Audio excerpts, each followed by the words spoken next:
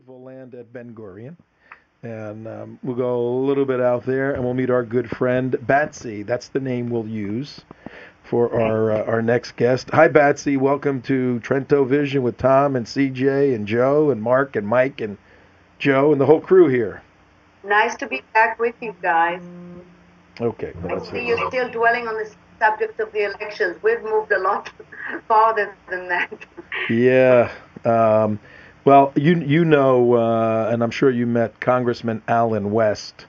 Yes. Yeah, you just heard the concluding information that unless they have a change of heart, from everything we've heard, it's over, and it was certified yesterday. Actually, it's going to be certified tomorrow, but right, it was handed in certified by the county. By the but county. It's not been certified by the state. Yeah, but it looks like Allen's not going to be a congressman in the 18th district in Florida. Doesn't mean he's not going to be effective. I think a lot of people just consider him a congressman in exile. Yeah.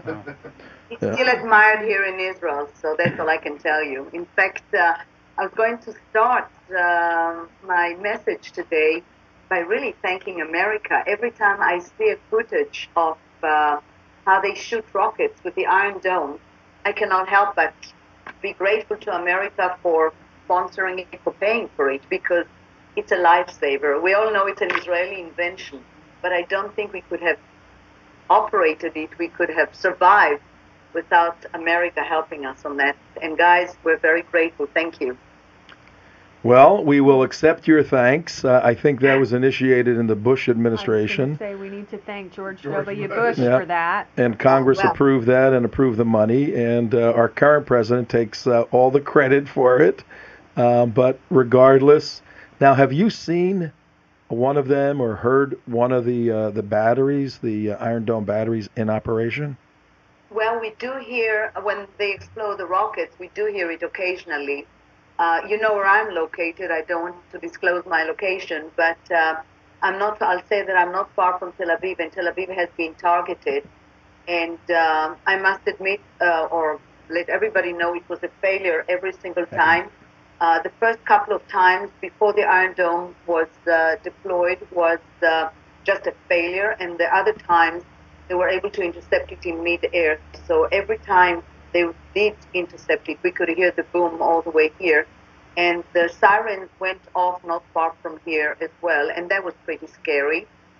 But we managed to survive. I still maintain a smile on my face, and I go to work, and we try to keep, at least in this part of the country, as normal life as possible.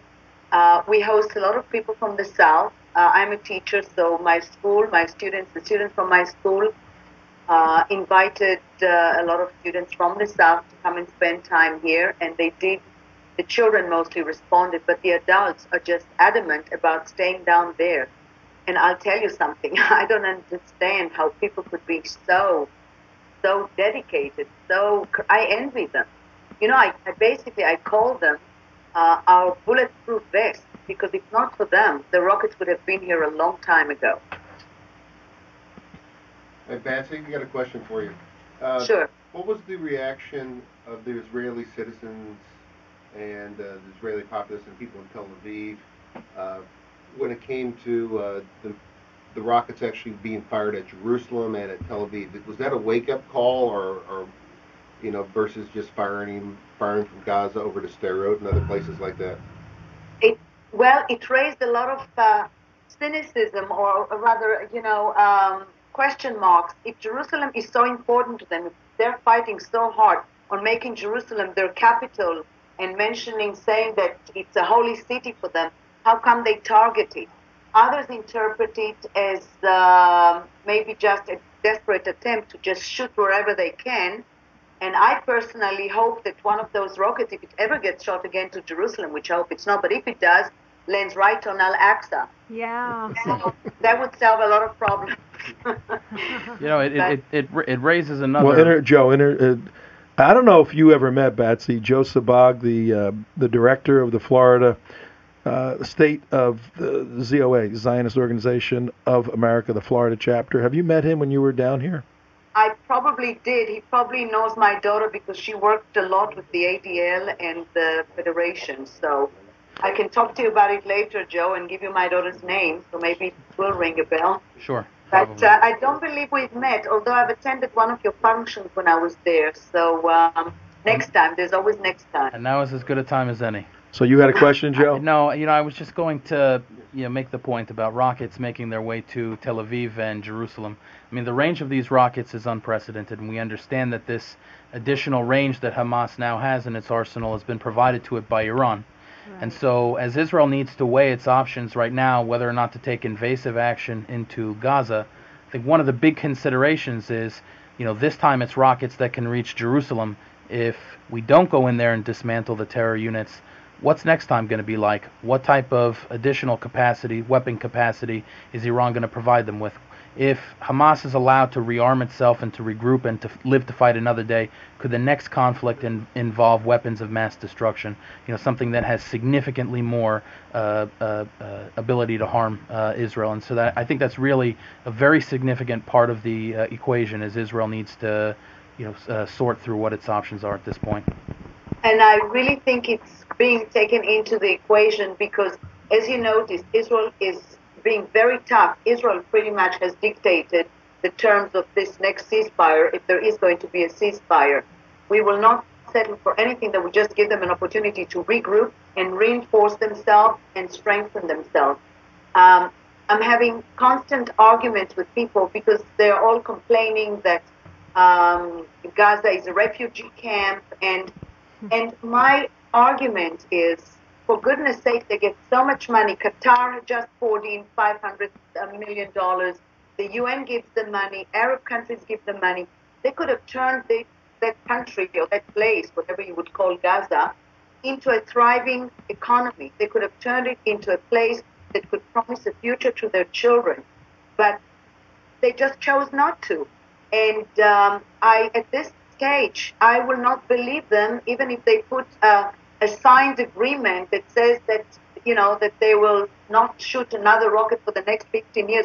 I just don't believe them. They have turned any penny or any dollar that was given to them into an industry of hatred. They've literally invested in hatred and hatred and hatred. And I always give this example. I read an article, and I keep quoting it. In 2008, the Spiegel, the German Der Spiegel, did an interview of a rocket maker in Gaza. He works during the day, at night he makes rockets, and he takes him through the rocket factory. And all of a sudden you see bags of fertilizers with Hebrew on them. And the terrorist said, those bags come from Israel, but for goodness sake, they're fertilizers. They were brought there so that they could teach people how to feed themselves for life and not just for a day. And they are just literally taking any opportunity to build a future and turning it into hatred. And that's why I think it's so ingrained in them that Israel is much more clever this time. I think the pressure is being put on Prime Minister Netanyahu and on the government, on the famous nine that meets regularly to evaluate the situation. The pressure is put on them to try and put an end to it, but an end for good, not just temporary one. So I think we're much more clever this time, albeit a bit too late, I'm afraid. Batsy, referring to earlier when you said you didn't understand why they were targeting Jerusalem because that's why they want their capital, I think that the point that people forget about all of this is that the motivation for what the Hamas is doing, for what Hezbollah is all about, for what Morsi is about in Egypt, for what they are about in Iran, is not to create a life for themselves any place on earth. This is a jihad, and the purpose of this is to kill as many Jews as possible wherever they happen to be in the world, and frankly they do not care how many Muslims have to die in the cause of that, because they have no value for anybody else's life including their own. If they did, we would not be in this state of war that we are perpetually in. And I think people really lose sight of that underlying premise. It's interesting that you say that because there is a very famous sheikh in the city of Hebron called Sheikh Jabri, not related to Jabri in Gaza, or not that I know of. And he's the leader of a tribe, a very major tribe in Hebron, and he supports Israel, and not because he's a Zionist. He supports Israel because he says there will never be peace, because in order for there to be peace, and that's a problem when religion becomes an ideology as well. In order for there to be peace, the Arabs will have to give up land. And according to the Quran, any piece of land any Muslim ever set foot on it has become holy land. And as soon as it becomes a holy land, you're not allowed to give it up. So as you say, it's, their goal is to really reclaim every bit of land, be it here in the Middle East or in Europe or anywhere that a Muslim soldier has ever set foot on. And that's why I've said it in the past, and I'll say it again. The world needs to support Israel at this stage, because we are the barrier that stops them from achieving that goal. And we are really the front line right now. So we really need everybody to continue to back us up right now. And I turn to America, our ally and best friend. And so far it seems as though the rest of the world does understand that reality better than they understood it in, let's say, in 2008 when we had Operation Cast Lead. And that's what really makes Israel's task easier, I believe. Yeah, Batsy, this is Tom again. That point is so critical. I want to camp on it for a minute. But first, I got to tell everybody it's 4:30 here on the East Coast in Florida. 3:30. 3:31 actually on TrentoVision.tv. And on the radio side, it's WNN 1470. We are simulcasting. And we're doing our shows this week on the tension in the Middle East, the war in the Middle East right now. We have a state of war going on with the nation of Israel against Gaza, against the Hamas primarily. And it's so critically important from a global and from an American national security perspective that we're going to bring you our 3 hours every day, people in Israel, in the United States, experts, civilians. We have Batsy on. She has dual citizenship, U.S. and Israeli. She's in the Tel Aviv area, and we're listening to what life is like. And if you'd like to speak with Batsy, feel free to give us a call, 888-565-1470. 888-565-1470. We also have another expert on Israel issues, all issues, Joe Sabag, here in the studio. He's the director. What's your correct title? The executive director of the Florida region for Executive Director of the Florida region of Zionist Organization of America. He's the big poobah for Zionism in the state of Florida. Does a phenomenal job. We're going to talk a little bit later about what you put together last night with Congressman Louis Gohmert. But 888-565-1470. Batsy, you made you got a question, Mark?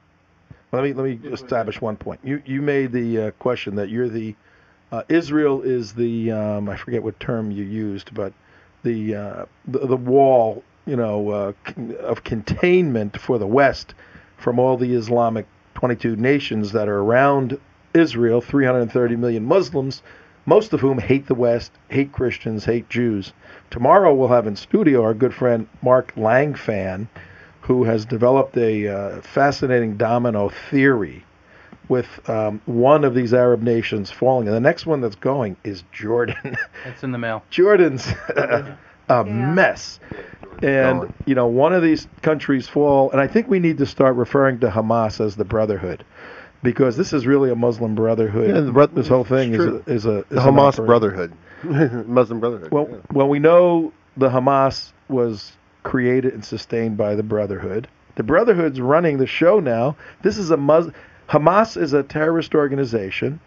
So should the Brotherhood be. And we've got to move in the United States to designate them as a terrorist. Joe. Listen, if you follow that line of thinking, then soon enough you'll be referring to Palestinians as Jordanians. So, yeah, which we could only hope people would do.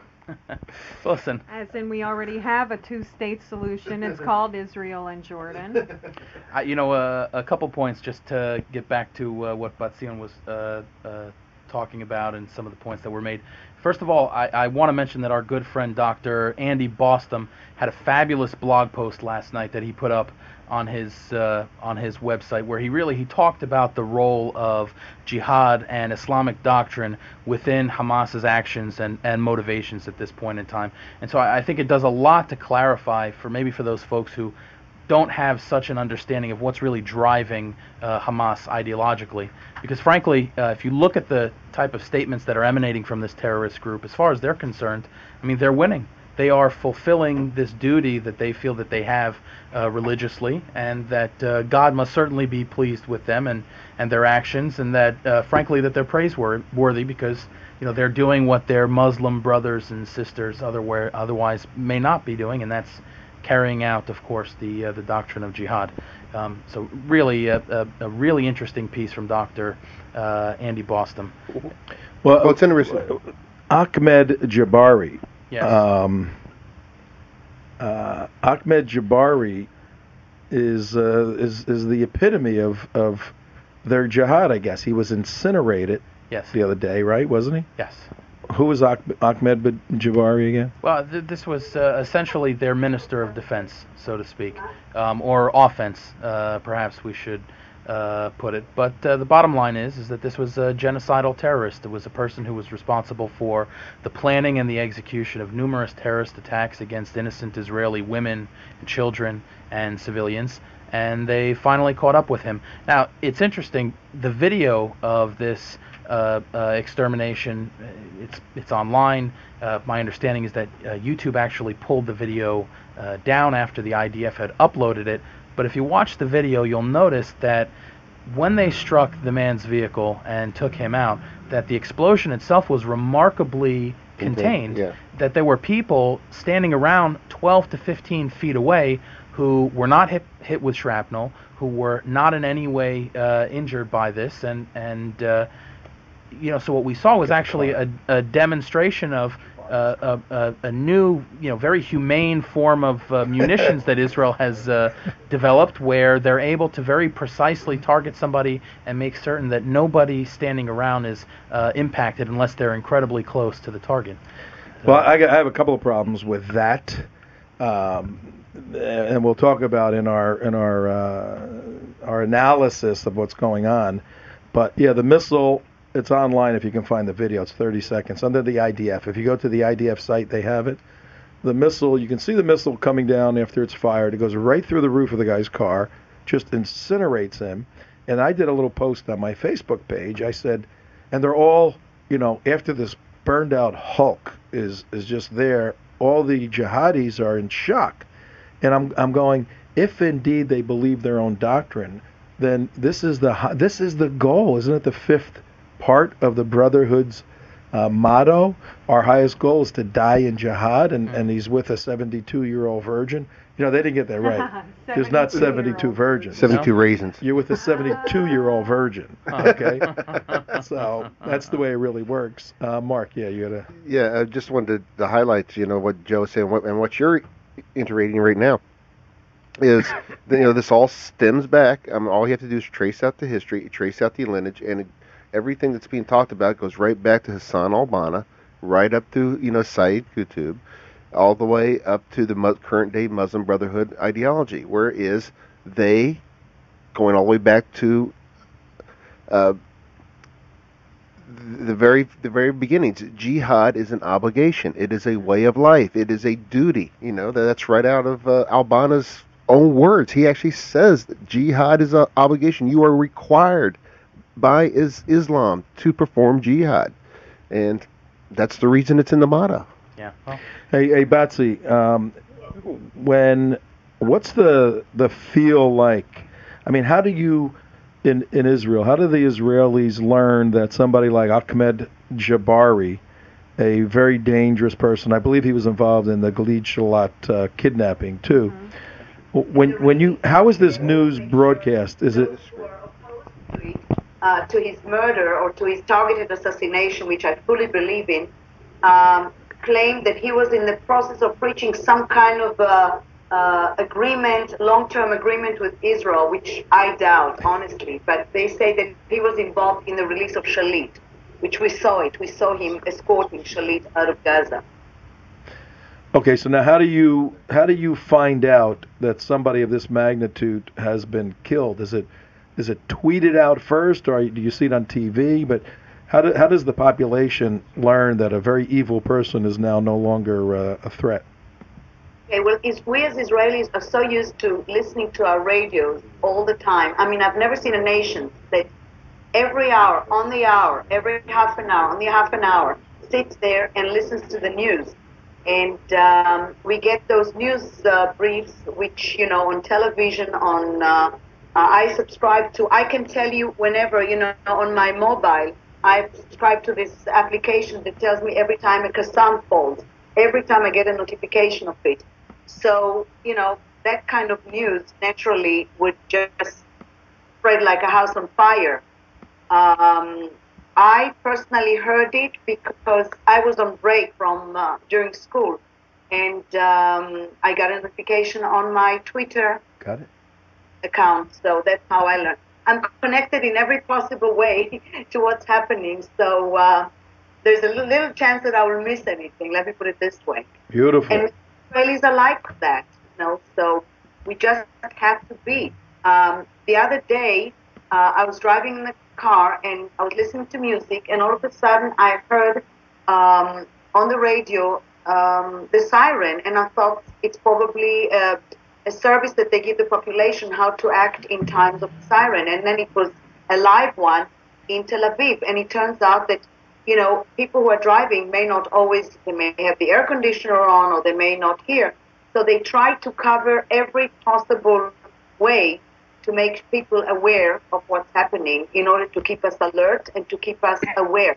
And people literally walk with exposed nerves in Israel, because even if a motorcycle drives by, and sometimes motorcycles have this tendency to create a noise that is very similar to the sound of an alarm, of a siren, and people just jump. And if a window closes by chance, people are very nervous. People are I can see my students. We had a drill to go down to the shelter, and they were acting in the most amazing, disciplined way. But you could see that, it was not just, it was a real exercise. It was not just a drill. And at one time when the siren went off, I was driving the car and I had to get out of the car. I told you, a siren went off very close by to where I live. And I didn't take a chance. So I had to get out of the car and lie on the ground. All these things don't add to we still have to maintain our composure. We still have to maintain a normal countenance and continue living. But I can only imagine what's happening in the South. I saw an interview with a mother who had to go shopping, and she couldn't leave her baby at home, naturally. So she took the baby in the car, strapped him into the car seat. Finished, the siren went off. So she had to take him out and then brought him back. She had to do it 3 times. It's not a picnic. And I was with a group of friends in Sderot last summer. We just went there to support the people and show them that we do care. We brought candy for the children. And while we were there were 2 notifications of rockets being fired. Fortunately, they fell elsewhere. But can you imagine people living through that so many times a day? I don't know what it does to you eventually. I'm sure it leaves one big scar on your essence. And I don't think you can ever overcome it. Yeah. All right, hang on, Batsy. We're going to try to show this Jabari assassination by the IDF. Tom, while they're loading it up, I want to make mention. Let me show this to you here. There's now an app for the smartphones, so that when somebody is in the region Oh, my of word. where there's an incoming rocket, their There's smartphone an app for there is rocket and well, listen, this is actually a brilliant thing. It notifies them, and then it immediately begins a countdown timer so that they know how far along the timeline of the Wow. trajectory they are, so that really so that they can hurry up and take cover. Wow. I mean, that's a remarkable use of technology. That is amazing. She has it. Oh, you have it, Batsy? Yeah. Okay. That's what you were talking about. Do we have the? Yeah, we have the. We're going to show Ahmed Jabari, who was the minister of offense, defense, minister of killing Jews in Gaza. And when all of this broke out, first of all, everyone has to understand that the Israelis know where everybody is. They know where they live. They know where they eat. They know where all the bad guys are. And they finally said, okay, we got to start knocking these guys off. Watch this situation. Now, for our listening audience, what we have is the actual missile strike, and they actually have a very targeted strike. He's pulling up to the intersection, as we speak, and boom, there it is. And there's people standing right around it, and it's just really amazing how tight that missile shot is. It is. It really is. I mean, that's the amazing part. It's boom. It's a high impact, low explosive munition that they used to minimize surrounding casualty. And I'm seeing it now on my monitor here, and boom, the blast was no wider than the road. It looked like the car actually exploded from inside. Well, then they have lots of photos of course, they had their typical crowd swarm. I don't know if anybody's ever seen one of these things, but they bring the children over and have the children dip their hands in the terrorist blood. Mr. Jabari's family put out a message as well. They said, in lieu of flowers, please send rockets. So is that what they said? Really? No, it's just a bad joke. What is not really a joke? Because that brings us also, Joe. I mean, and this is the point I keep making. Okay, here's the news report. All right, think if you heard this news report today. The Israel IDF has launched rockets loaded indiscriminately into the Gaza area with nothing but nuts, bolts, and washers and nails in them, and it's launched over 700 into the Gaza border indiscriminately. Wherever they land, they don't care. I mean, what type of outrage would it be if the IDF did that in Gaza? And then it goes to so much great detail to contain an explosion inside this car. Well, look, consider the fact that as of several hours ago, Israel had conducted more than 1,000 pinpoint strikes, and I think that the casualties were limited to less than 60. I think that the number was 59. I mean, when you consider that they've now struck 1,000 targets with only about 59 people killed as incidental to that, I mean, that's a remarkable level of accuracy. Do you know how many? Does anybody here know how many people died in Nagasaki and Hiroshima in the two atomic bombs that we, the United States of America, dropped on Japan? Hundreds of thousands. Yeah, 250,000 people died, and most of them, half of them died on the blast. Yeah. And then within a month or two, the rest of them died. 250,000 people, but that initial blast, where about 125,000 died in the two cities, almost didn't break the will of the Japanese during the war. I'm not that sure this pinpoint accuracy versus the bombings of World War II is going to break the spirit of the jihadi. I'm not quite sure that that's going to make sense. They may be softening up the area. They may be softening up the area before they actually make their way in. Obviously, it would be preferable for them to try and get rid of some of these weapon stockpiles if they do, in fact, launch some kind of a ground invasion. That's just that's logical. That's the same way any war is conducted. Mm-hmm. Yeah, but there's so much attention and concern about collateral damage. I want to really get into that conversation. Besides the fact that all this pinpointing and all this accuracy, not only does it try to preserve, quote, innocent Palestinian life, but every time they do that, they are putting their own soldiers and their own civilians at greater risk of being killed. Yeah, absolutely. Well, let's let Who Batsy go. does that? Let's let Batsy go, and because we're coming up against a break here in a bit. But Batsy, we want to thank you for your excellent analysis and personal view. You have any? Why don't you take a minute and just share your thoughts with what you would like those listening and watching to do regarding all of you guys over there right now? Well, all I'm asking really is we post a lot on Facebook, we post a lot on Twitter, basically information to educate the world about what's going on here.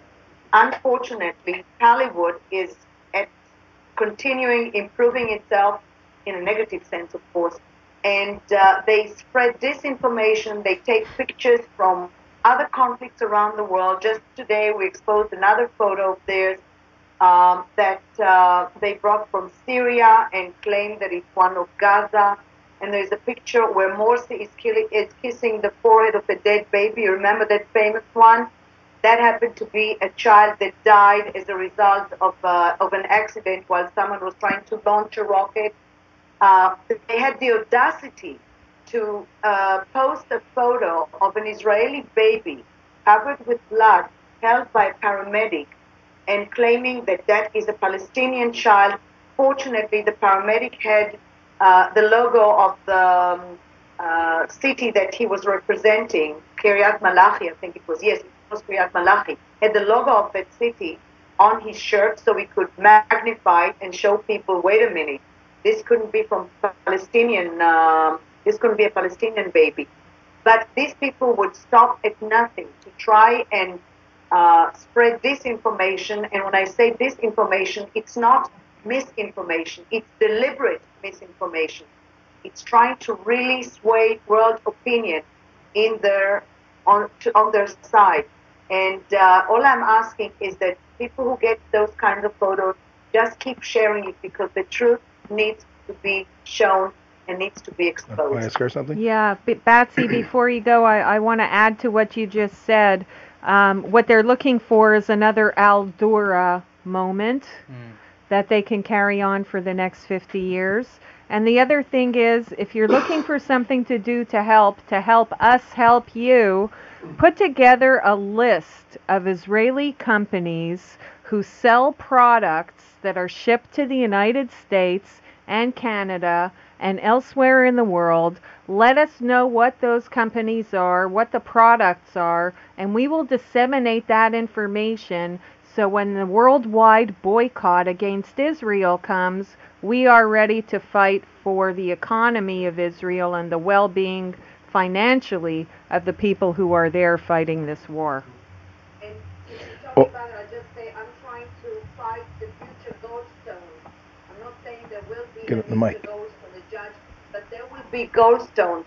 If Israel, especially if Israel goes into the ground invasion, I anticipate a lot of anti-Israeli sentiments, and we just need to prepare the world for the necessity of such an eventuality should it take place. I'd also, Batsy, this is Tom. If you could send me some names of people in the South that are in the direct line of fire that we can interview through Skype or through the phone, that would be great, okay? Okay, well, not a problem. Okay. And I'll see you and I'll talk to you soon, Stay okay? safe. Okay, bye-bye. Keep in touch. Again, we appreciate all your support, help, and love. It means the world to us, okay? Absolutely. You take care now. Bye-bye. Bye-bye. Thank you so much. Bye-bye.